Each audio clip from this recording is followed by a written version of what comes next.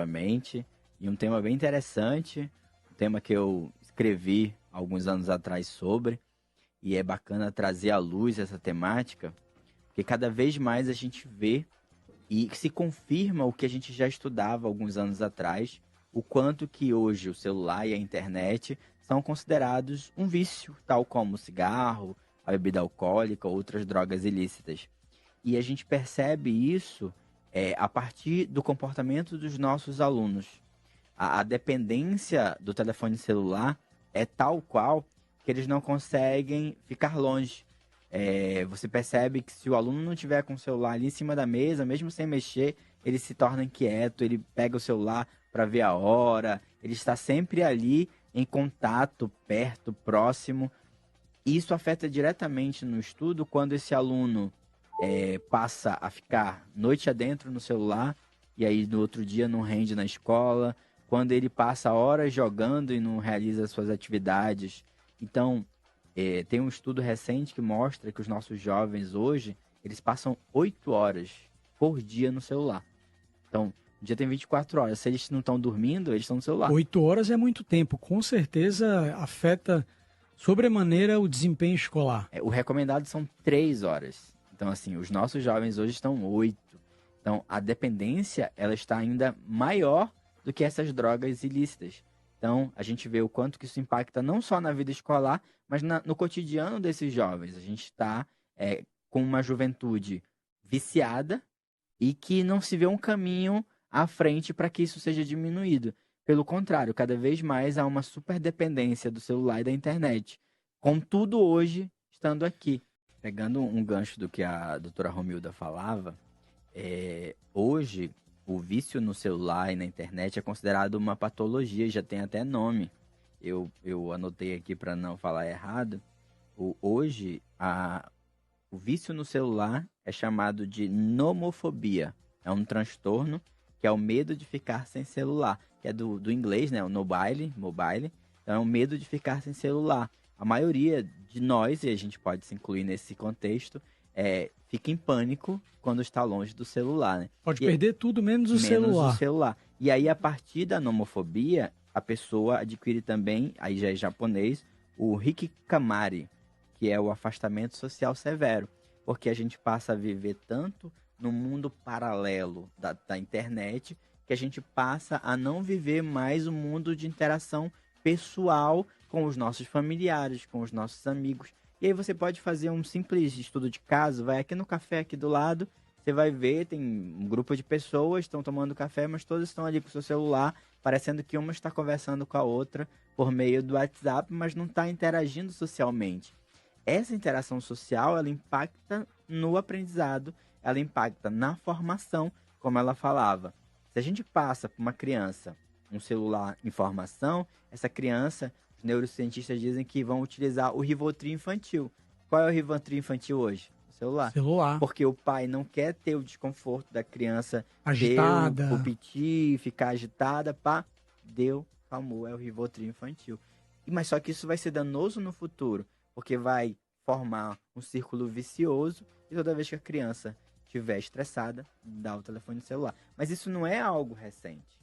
Há 50 anos atrás, era a TV que educava. Botava a criança na frente da TV, a TV educava. Hoje, diminuiu. Hoje, quem educa é o celular. Então, não é um espaço de curta duração. Isso já tem 50 anos. Antes, eram os desenhos animados que forjavam as crianças.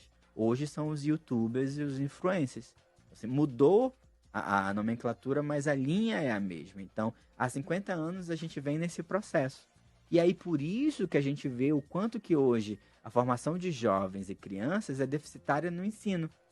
Por quê? Porque cada vez mais os pais estão franqueando a aprendizagem à TV e ao celular e não estão educando. Mas de que maneira a educação pode ajudar? Wellington, hoje a criança ela aprende primeiro a digitar do que escrever. E isso é muito prejudicial. Porque a gente está formando uma geração com muita dificuldade na escrita. Porque a gente antes tinha o costume de ler o jornal, aí com muita leitura você pratica a melhor escrita, você argumenta, você consegue escrever melhor. Hoje, tudo tem uma velocidade muito grande. Os jovens vivem do imediatismo, da notícia na hora, da resposta na hora, de, pô, você demorou 2 minutos para me responder, o que aconteceu? Assim, o imediatismo jovem faz com que eles não absorvam tantos a profundidade do conteúdo, eles vão para o resumo.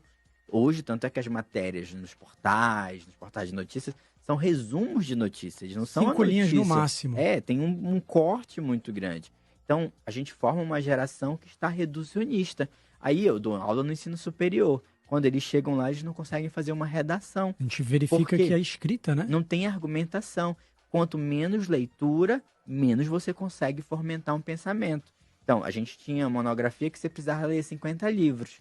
Hoje o cara precisa fazer uma resenha de um livro e não consegue. E isso é problema da tecnologia. A gente vê o quanto ela é impactante negativamente. Ela tem N pontos positivos, mas na educação, os negativos eles são maiores. E isso é impressionante. E tem um estudo que mostra que os grandes criadores de sites, aplicativos, o povo da tecnologia lá do Vale do Silício, nos Estados Unidos, todos os filhos deles estudam em escolas zero tecnologia. Exatamente. E não possuem a quantidade de tecnologia que a gente, nos países subdesenvolvidos, acabamos consumindo.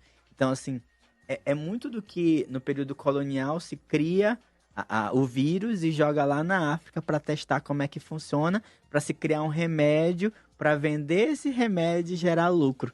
Então, a gente vê que os países subdesenvolvidos continuam sendo cobaias para gerar remédios, para gerar lucro. E a gente vê isso na educação. Não tem uma pesquisa ainda sobre, mas eu tive acesso a uma pesquisa na China, com 3.000 alunos em idade escolar.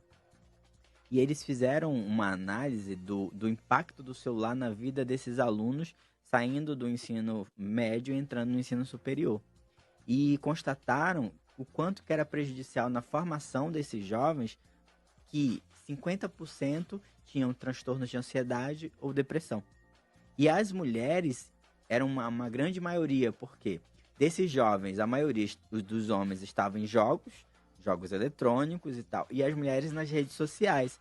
Então, com os haters, aquela sociedade tóxica das redes sociais, o número de mulheres com síndrome de ansiedade e depressão era muito maior. Então, isso impacta diretamente no cotidiano.